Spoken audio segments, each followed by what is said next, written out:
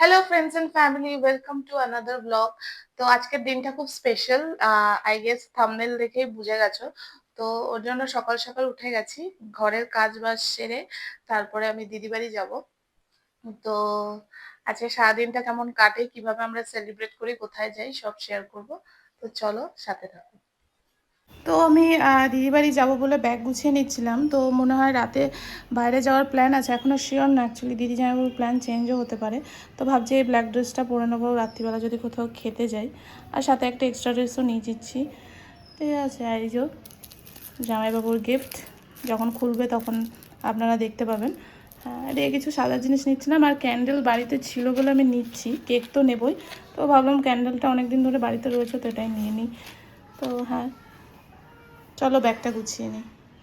তো আমি স্নান করে ফ্রেশ হয়ে নিয়েছি, আর ড্রেসটাও পরে নিয়েছি। এবার জলদি রেডি হয়ে যাব। আর আজকে আর ব্রেকফাস্ট করিনি, একবারে একটু ভাত খেয়ে আমি বেরিয়ে যাব।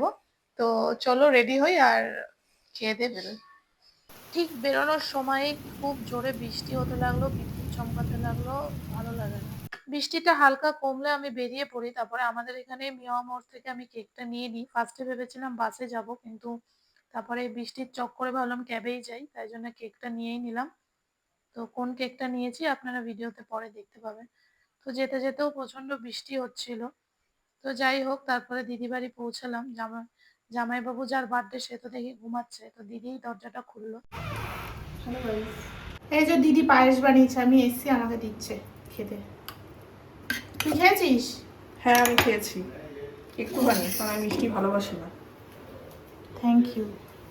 তারপরে আমরা রেডি হচ্ছিলাম বেরোবো বলে। অ্যাকচুয়ালি বাইরে ডিনার করার প্ল্যান। তো দিদি বেসিক্যালি মেকআপ করতে অত পছন্দ করে না, কিন্তু আমি গেছি বলে বললো একটু সাজিয়ে দে আমাকে। তো ওকে একটু মেকআপ করে দিচ্ছিলাম আমি।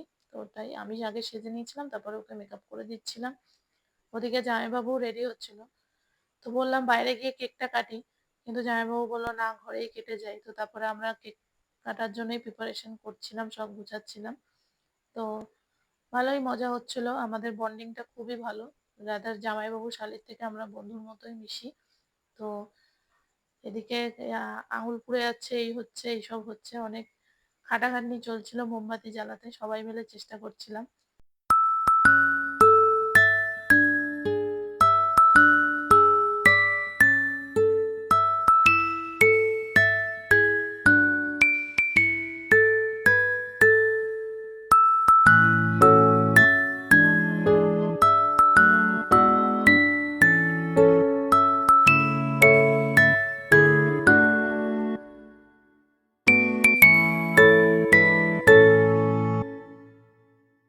তো জামাইবাবুকে মা বাবা এই ঘড়িটা গিফট করেছে, জামাইবাবুর খুবই পছন্দ হয়েছে।